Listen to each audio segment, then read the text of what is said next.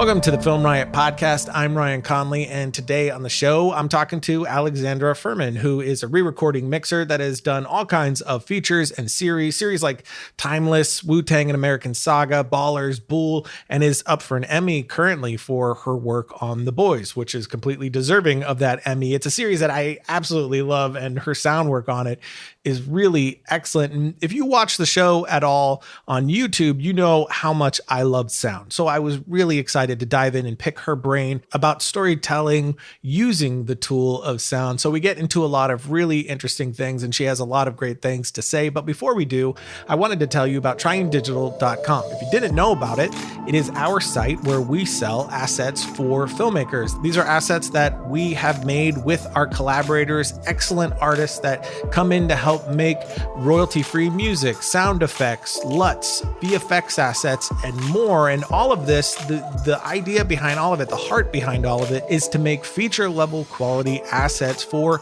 independent filmmakers. So there's a lot of assets you can get online, but more often than not, they're just prohibitively expensive. So our idea is just to try to keep it as low cost as possible while still being the highest possible quality. And these are assets that have been used in features and TV shows. So they're really high quality stuff. So definitely jump over to tryingdigital.com and check all that out. It of course helps us continue to do this show and our YouTube show as well. So check that out for yourself. But now I'm going to shut up and get into it with Alex. Alexandra, the first place I would like to start out with, first, just by congratulating you on your Emmy nomination. That's incredible. Thank you very much. We're very excited. We're trying to keep it low key, but we're very excited. Yeah, as you should be. And well deserved. I adored the series, and specifically the sound inside of the series as well. Your work was amazing in it. And I'd like to start off at the beginning, where we always start off, which I think is just really useful, especially for younger people wanting to get into the field that you're so incredible in. Is how did you find your way into the world of sound? It's a very long story, but I'll try to keep it short.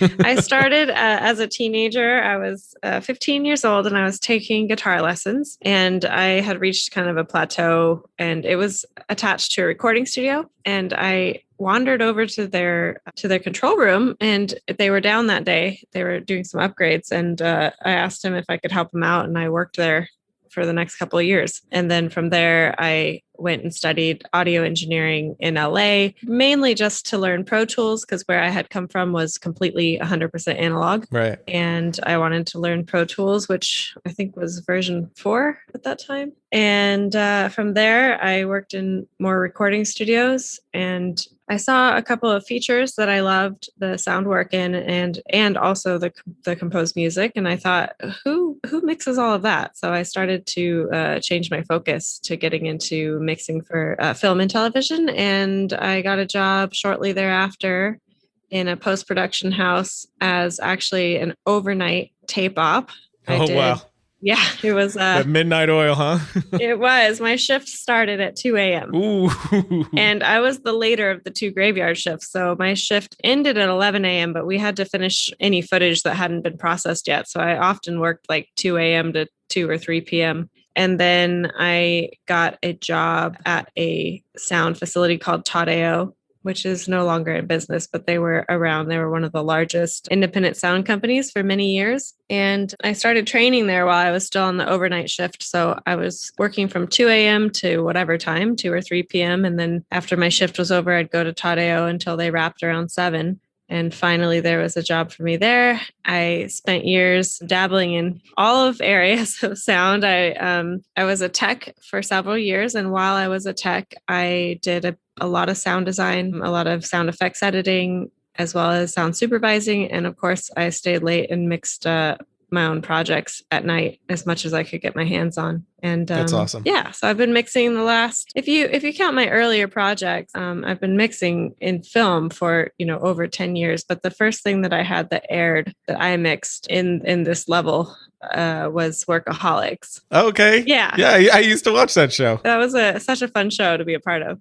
I love to hear that sort of thing. Your story, everyone that I talk to, every path is totally different. Every story is totally different, but the common denominator every single time without fail is this intense passion and drive, doing what you have to do to get, to that end goal. So I just love, it's always very inspirational to me to hear that sort of thing. And your story very much lines up with that. But something, that I clued in on is how many roles you just said. There's so many. And that always makes me think of, because I'm not in the sound world so much. I write, direct, produce, stuff like that. But I, dabble in there, and then, you direct those areas. So I have, a little bit of an idea. But outside of it, even in, my early years, it was just, what is a re-recording mixer?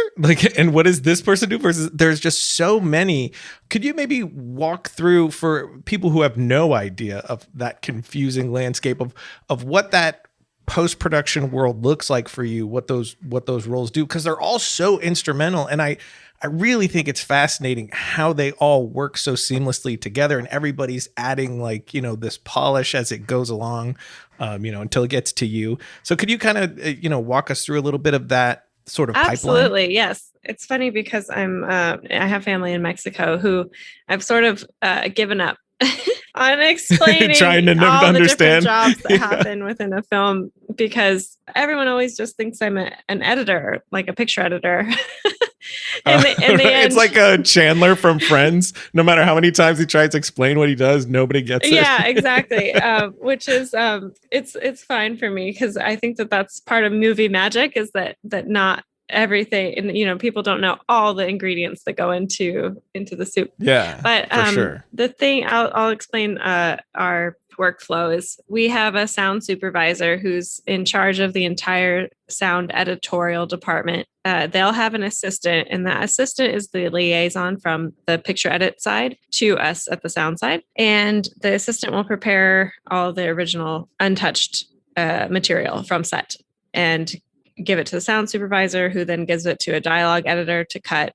A sound effects editor usually uses their temp as a guide to build the world that they're trying to find. They'll have atmospheric sounds called backgrounds, and they'll add all hard effects, which are like car doors and explosions, gunshots, those kinds of things. And also any sound design, anything that's, promoting what's happening in the scene that might be supernatural. Any of the creative sound work goes in with the design. And then there's a Foley team who also gets a hold of that first version of picture, and they will add all of the Foley, and then they bring all of those edited material as well as ADR. Sometimes there's an ADR editor as well, or sometimes the supervisor will do that. And all of those finished components will come to us here at the mix stage. And I work with a partner. His name is Rich Weingart. He's an effects mixer. And so he'll handle the backgrounds, Foley, and effects. And I'll handle any ADR group, all the dialogue, as well as the music.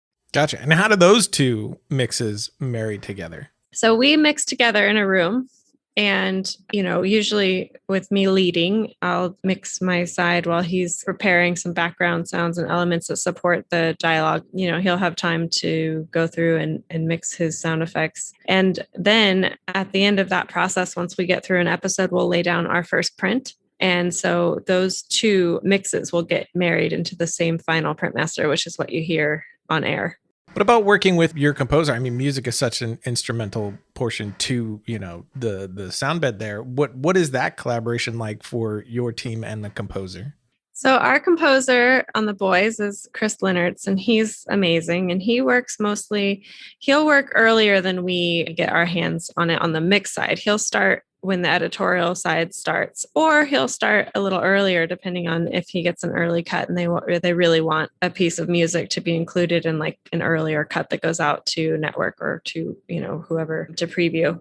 But he'll start working, and all of his material comes to me in the form of stems. So once it's time for the mix, he'll usually be finished with all the score for the episode, and he will send me a session that has all of his music split out into various stems, so that we can have room to work with things in the stage, because a lot of the time the composed music is amazing to listen to on its own, but then there'll be like certain moments where there'll be, too much bass or too much percussion that's competing with either a sound effect or distracting to a dialogue piece, so, the piece of information that's important. So we'll use those stems to kind of carve around that so that we still get the full power of the music, but we can, eliminate or dip out of things that are distracting. So the music team, are they mixing like a general mix of how they see this score, and then you're taking that? Do you then take that and sort of stay as true to that as you can and then do the carving like you said, or are you getting the stems and you're doing the music mix as you do everything else? The stems usually so the stems will add up to a printed full mix, and the full mix is what I interpret as the mix as the composer would like it to live. So I usually do try to maintain relative balance throughout. I try not to, I try not to EQ things unless it's like, helpful to, well, I should say, I try not to EQ things too differently because, obviously we're trying to make it so that everything gets played in all of its glory. And so I try not to manipulate it too much that strays too far away from their original mix. But those stems that are sent are mixed. They're mixed stems, and then we further mix them to fit into the show. So I try to respect the composer in that way. Do they ever try to, like, is it ever sort of mixed to picture to, give a suggestion of this is where we think it can come down, this is where we think it would be full blast, or is that completely left up to your team? That will be left up to our team. Oftentimes there's a guide track that was submitted to, in the earlier cuts, and I can refer to that as far as like, what were they thinking in the cutting room? Like, what were they thinking for this cue? And sometimes I'll listen and think, oh, okay, so they want this to be sort of subtle, but really it's the cue informs me, the way that the cue is designed, what type of music. If it's like really Betty and strings, then it's probably supposed to be like atmospheric. And if it's really percussive, then it's probably supposed to be out front. But of course, the action in the scene is our main guide, and it is up to me in that initial pass how I think that the music should play in a particular scene, and then of course we massage it and sculpt it in very great detail with Eric Kripke, who is our showrunner. The edit that you're referencing with the music, is that a temp score, or are they getting the actual cues and cutting those in, and then you're kind of looking at that suggestion? Usually it's a temp score. Rarely there'll be a piece of composed music that was available for one of those earlier cuts that we have our guide track in. But usually it's just to get sort of like the vibe of what they were going for using the temp score. Gotcha. And you got all your, your Foley and your hard effects and everything in that, and you're doing your mix. How early does the director or showrunner come in to start being a part of that process? And what is that collaboration like? We're really fortunate because Eric is very into sound, which makes it really fun for us, and also makes it so that he has a lot of time with us because he likes to have that time and play with things and, try this or try that to see how big of an impact we can make something have. And so usually we're given a couple of days to mix on our own. My partner and I will mix with our sound supervisor, sound supervisor, his name's Wade Barnett. And he will be working early on in those cuts. And oftentimes a lot of the sound design has been pre-worked into the cuts. So he can give us any notes that they had during spotting that Eric had and pass them on to us about something, the way that Eric wanted something to feel, or, how a sound effect is supposed to play. And so we'll mix for a couple of days just with the sound team, and then our producer, Gabriel Garcia, comes in. He's our post-producer, and he's amazing. He'll sit down with us and give us his notes, which are always really helpful and insightful as far as the episode as a whole, because he's been working on it from the beginning. So we'll do some adjustments before we show it to Eric. And then Eric will come in and we'll work with him for about a day and a half before we show it to everyone else. With like editors, directors, things like that, series versus film it's a pretty different process. Do you find that for you as well? Or is, a feature versus a series relatively the same for you? I would say it's very different. With feature films, usually everything is led by a director, whereas in television, it's not guaranteed that we'll work with a director of an episode. Oh, interesting. Yeah, sometimes there are directors who I haven't met who have directed episodes of television that I've worked on. Whereas in feature film, it's mostly the director who you are getting direction from. So I'd say that'd be the main difference. And also the budgets on feature film vary quite a bit. So sometimes it feels more fast paced than television, and sometimes it feels very comfortable. So the mix is kind of the pace of the mix is determined by that, and that varies a lot. Whereas in television, of course, there are also variances in the time that we spend. Like I mentioned, Workaholics before, it's a half an hour comedy show. Right. We mix that in one day. So. Wow. And edited it on the stage while we were mixing because, but. So that's a much different situation than, say working on a show that's as polished as The Boys, who we have several days to work on our mix. So grateful for that. Yeah, and I think with features and series nowadays, they've kind of both have the same issue of a million devices is what it could be watched on. It's like before you had TV and you had theaters, and now you have iPads and iPhones and laptops and desktops, and people have home theaters and flat screen TVs with the built-in speakers. And are you thinking about all of this while you're mixing? Do you ever reference it on any of these devices, or do you have your in this setup that it sounds right? Like, what are your considerations, or are there none, with this new landscape of a billion devices?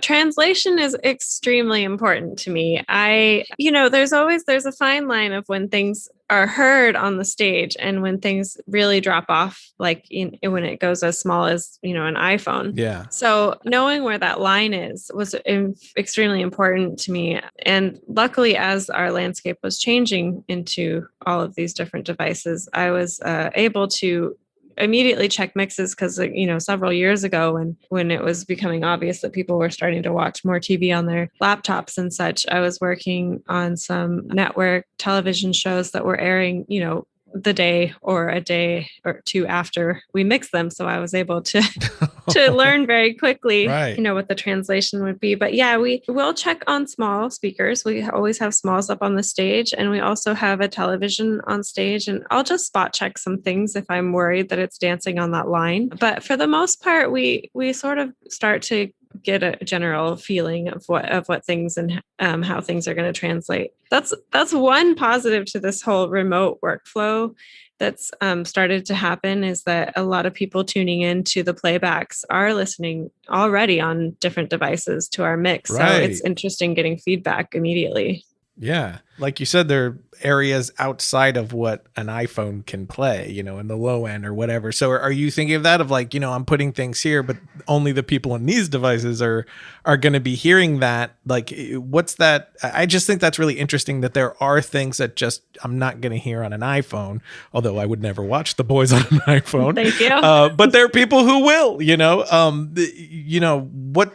Is there any sort of thought process that, or is it just like, these are the must haves and that's within that space, and everything outside of that, is that just icing? Like, is that a consideration? It's for sure a consideration. I see all mixes as a painting, in which, you have your blank canvas and you have to fill every part of it.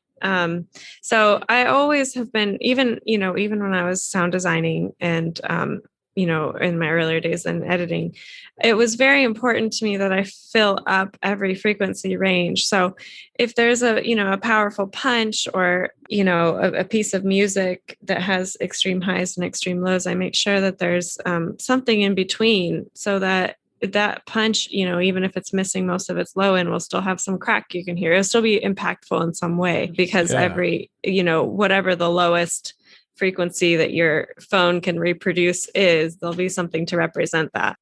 A mid-ground that doesn't get lost anywhere is dialogue. Yes. And that's such a vital portion, obviously, to any story, but it also shifts. You're in a car, you're outside, right. You're in a whale, you're editing mixing that dialogue, right? You're not the dialogue editor, but you're doing the mix on that. Could you talk about both of those worlds, dialogue editing and then the mix and the considerations to that? Because what you do is storytelling, how you alter the voice in any given way is a part of that storytelling, which I personally love. So I would love to hear sort of your thought process around, molding those. Sure. Yeah, it's extremely important. Everybody has gone this far, made it all the way to the mix, and now they've passed the torch to me. And I feel like it's a responsibility of mine to make sure that everything is clear and understood, right, and also sounds nice and pleasing to the ear. So I'll start with the dialogue editing process. Dialogue editing is actually one of the only sound jobs I've never personally done as a full-time job, but it's very important. And what that person does is go through all of the available microphones that were used on set and pick which ones are the best sounding, and make a edit for me. So they clean out any ticks and pops, or if there's somebody, in the background talking in a hole, they'll fill that hole out. So they make it so it's like a smooth transition from, a lot of times during the picture editing process, they'll pick several different angles in one scene. As they cut back and forth to people. So those angles were not always recorded, in the same scene and take. So there's, slight sound quality differences. So they'll edit it so that, one microphone from one scene and take is on one track, and the next one comes on a separate track, so that I can try to match EQ wise those two angles, so that it sounds like one seamless thing in the end. So that person goes through the entire episode, picks all the great mics, cleans it up, fills it out, and delivers it to me. And they'll also compare against the ADR and decide, what sounds better from, if they think that there's a piece of dialogue that's really hard to clean up and that it might not work or might not be clear on the stage, then they'll record ADR for it. And then they'll pick whether or not they think I should work on it further by putting it into my session. That means that I can go ahead and try to make it work. Because I personally, ADR is a great tool, and I'm so glad that we have it as an option. But production is usually energetically the best way to go. So I'll try my hardest to make that work before I'll dig into the ADR. Yeah. And they also will build alternative takes for me from production. Like, let's say they used, scene, 15A1, and they said the same thing in take two. The editor can cobble together something from, take two that will work in just for the one word that's problematic or whatever. So they'll go through and do that for us as well. Right. So that I have options to work with on the stage. And then, especially on the boys, it was really important to Eric to have a very nice tonal quality to the voices. So we worked to find that, and to make sure that there's a nice amount of body while still being able to understand, all of the dialogue clearly. And another interesting thing about the boys is that it's a very dynamic mix, much like you would have in a feature film, where, if somebody's talking far away, you want them to feel far away. As they get closer, they get louder. If a scene is really emotional, we'll have that be mixed a little lower, so the audience really sort of leans in and listens to that scene, and understands exactly what's happening in it. And a dynamic mix is my favorite type of mix. Yeah. But it's also, you're dancing on that line of translation, especially with, it being a television show and not, it's not going to be presented in a theater. So that was one of the fun things about the boys, is being able to really feel those dynamics while not losing anything. I work really hard with the production and bring it out as clear as possible while still having that feeling. Are there any go-to things that you do to dialogue every time when you first start messing with it?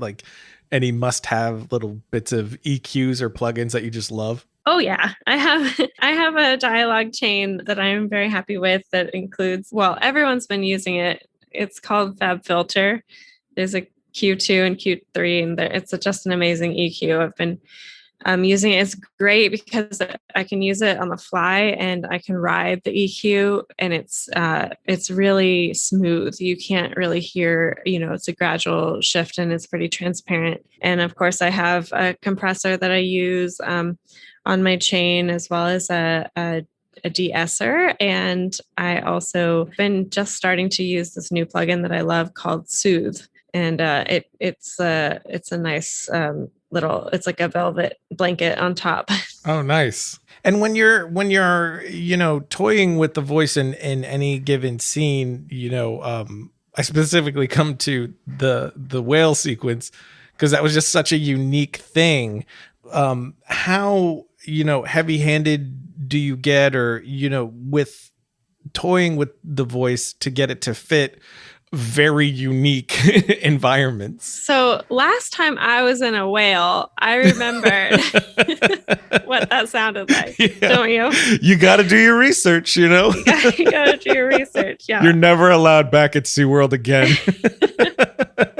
No, I'm banned for sure. So my mixed partner and I actually work because there's footsteps and squishy things and other things happening inside that whale. So we had a conversation about what that might sound like, because it was both carnivorous and also, it's both dead and vibe and verby, because it's a giant whale who's essentially empty at this point, as we all know.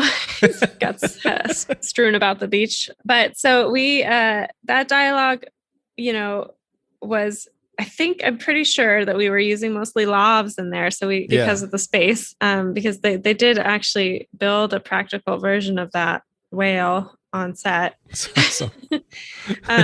And I think it was probably hard to get in there with everybody. So we were using lavalier microphones. So I was having to, work it out so that it, doesn't sound like a microphone. So I was dipping some mid-range and brightening it and making sure there's still some body, but not too much chest. And then from there, it's normal lavalier stuff. And then from there, Rich, my mixed partner, and I together designed a verb that we thought would be both a little bit reflective, but also sound, as large as a whale inside would be. So it had a quality to it that was not too bright. It was like more of a darker shaped reverb, and it was probably like a second and a half or so, not too long of a verb.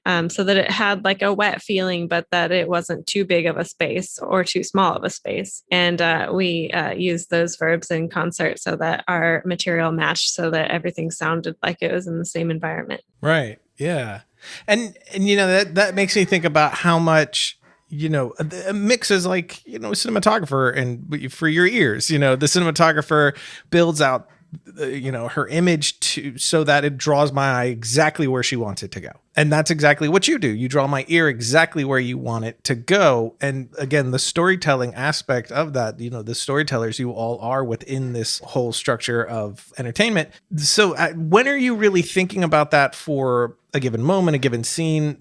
Are you thinking of the piece as a whole ever? Do you read the script before you do it, or you just see what you have and that's what you're working with? Overall, just how are you thinking, storytelling wise in any given moment on what it is you want to guide my ear toward? So a lot of the features that I work on, I will request a script early, sometimes earlier than they start shooting if I'm so lucky to be a part of a project that early. And so that way I'll have ideas already, and even can guide like some things that I'd want them to pick up on set. So I'm already thinking about those things. On The Boys specifically, we always watch the episodes ahead of time, ahead of our mix. Rich and I will get a copy of an early cut, and we'll start to think about things there. We not only think about, pacing, like what scenes we're going to need to spend the most time on, but how we're going to convey what the story is trying to, tell us, what things need to be highlit in sound in order to fully support the story. And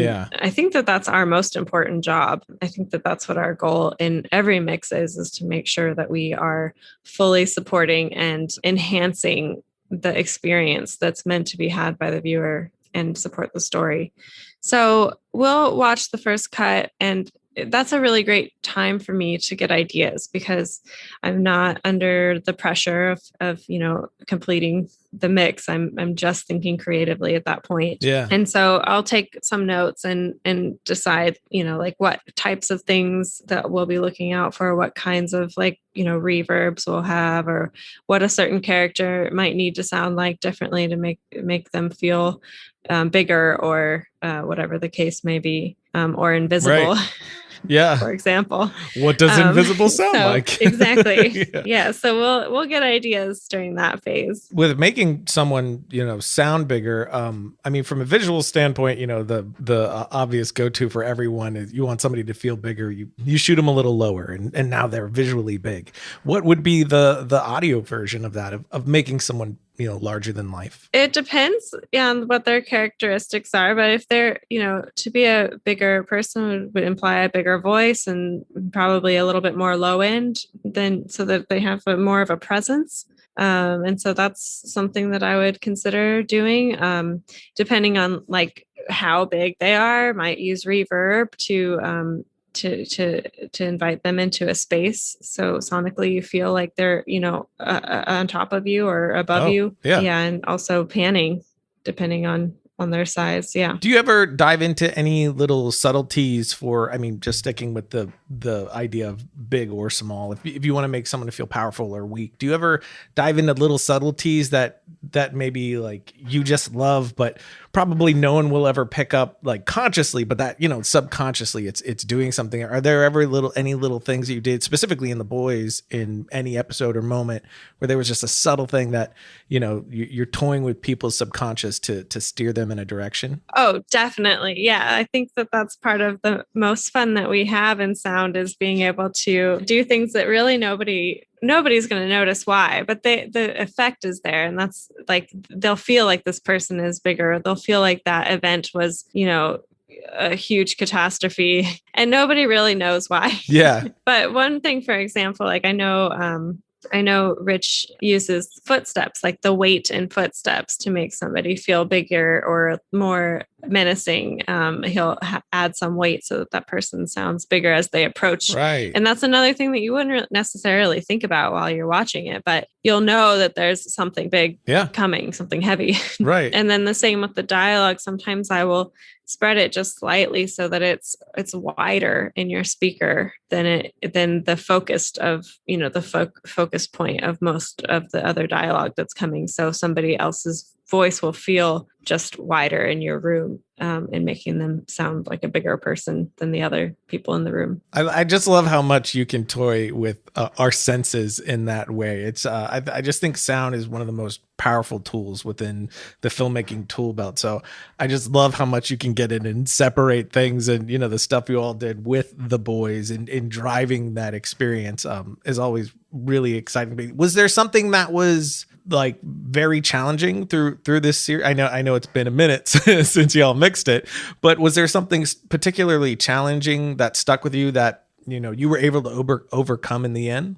That's one of the reasons I really love working on The Boys, is that there are a lot of fun challenges. Yeah. A ton of them, I'd say, in every episode. One of the biggest challenges that I've been talking about was in the finale in episode 8. We go from a really, really quiet and intimate scene with Butcher and Becca, who have, finally come to a conclusion about their relationship. And it's a really sort of somber moment. They're just driving and it's really calm, and you hear, the sound of the car, and they're in a very remote location. So everything is calming about it. And then we have to go from that to this epic battle between the women superheroes. So we had to really delicately, massage all of the sound to be sort of low and quiet, so that we're really feeling the emotion between Butcher and Becca, and then just slam the audience into this fight, with the first thing being the car throw. And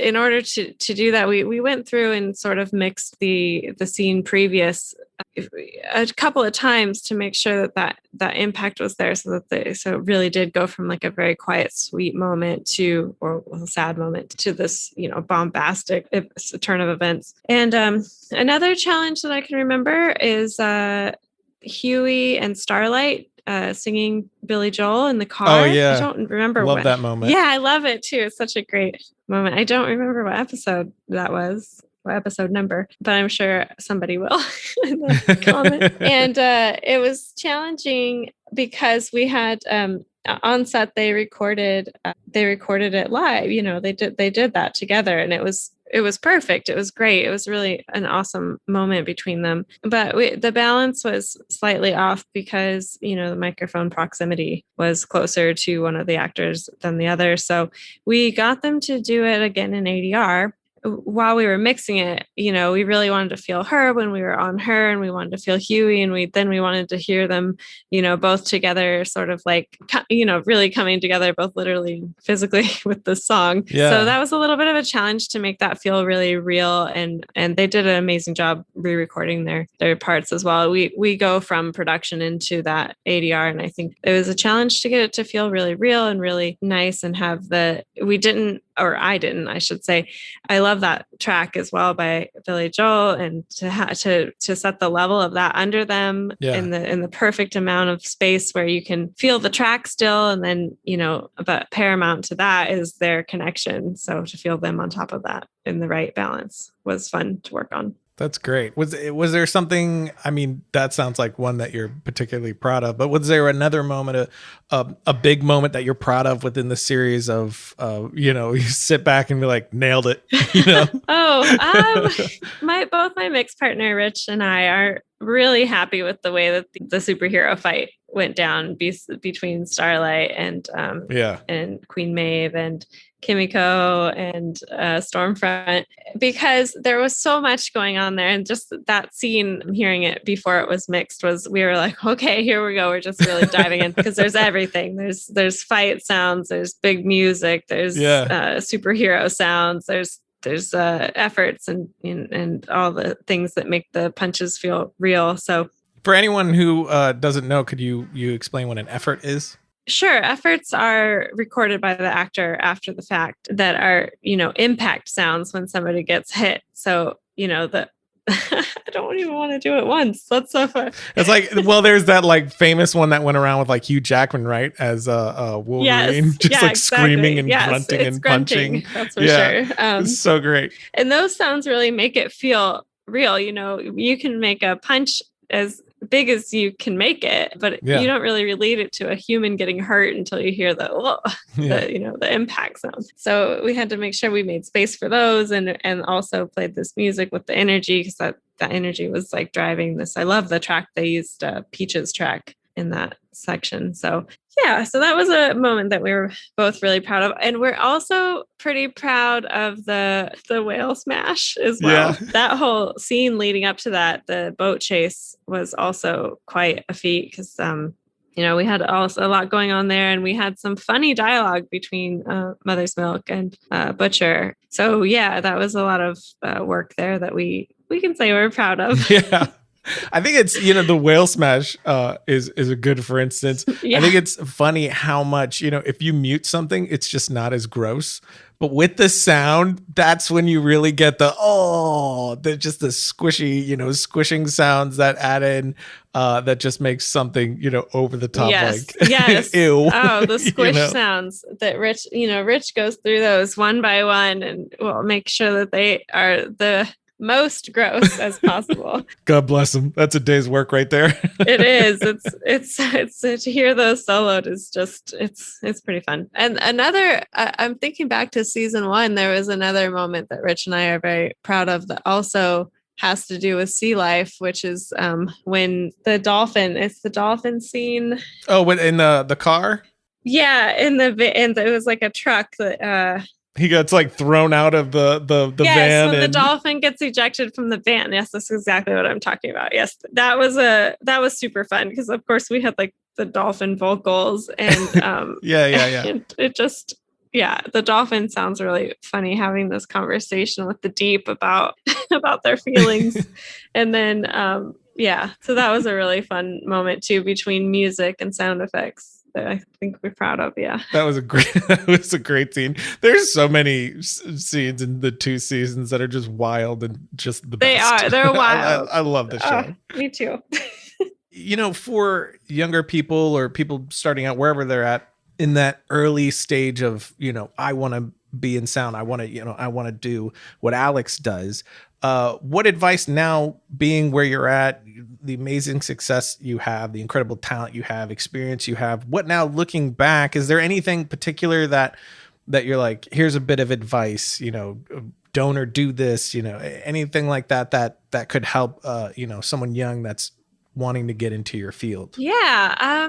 I would say just don't give up. Don't be discouraged. There's a lot of things when you're first starting out that can easily discourage you, including people in the industry sometimes that are, on the other side of their career who might be tired. I had several people tell me, why do you want to do this? It's really hard work, or, you could choose something else. You don't always have to be in a dark room. Yeah. But of course, it was what I was passionate about, and those things didn't bother me. So I would say the biggest advice I have is just to keep yourself energetically healthy, to revisit, why you're doing what you're doing all the time, and also to give yourself breaks. And one thing that I think I could have done better at is not pushed myself so hard. I think that it would have been good to have, when I was first starting out, I thought that I needed to take on every single project I possibly could. And while that did very much help me and give me a lot of valuable experience, there could have been one or two that I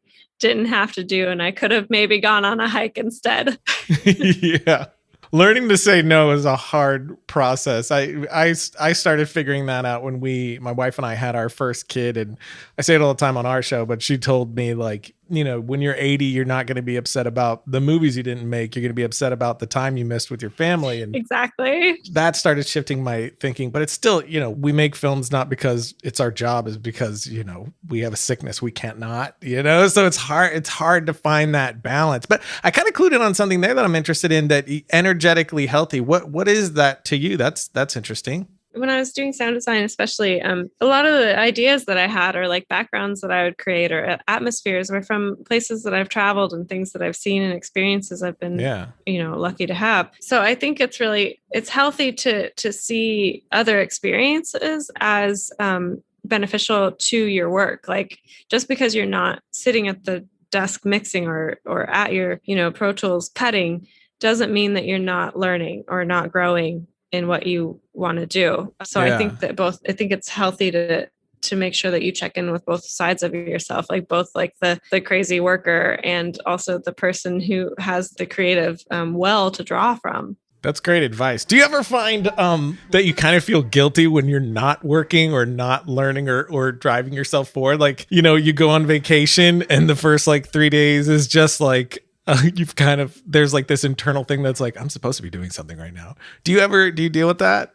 Absolutely. Yes. There's always especially if I wrap a project and I don't have one immediately, I'm checking my phone, well, I know there has to be something. Yeah. Over the pandemic, I actually directed a short film because I didn't know how to not work. Yeah. Okay. Maybe not great. I don't know. So, well, it was a good experience because, I think it's good to learn filmmaking in general, no matter what part you work in, because it all makes more sense once you understand everyone you're working with. Yeah. But anyway, that's another story. But yes, I do feel guilty. I was just telling my mix partner, because we had like an hour before our playback and we were done with our mix. And, usually we're trying to just continue making it better and better up until the last moment. And we had an hour, and I was just like, I feel so guilty right now that I can step out and take a phone call, or, this feels very strange that I have time. Yeah. It's so weird too, because it's at least for me, I find when I'm either forced to, or I'm able to find the willpower to step away and take a second, it makes the work so much better when you come back.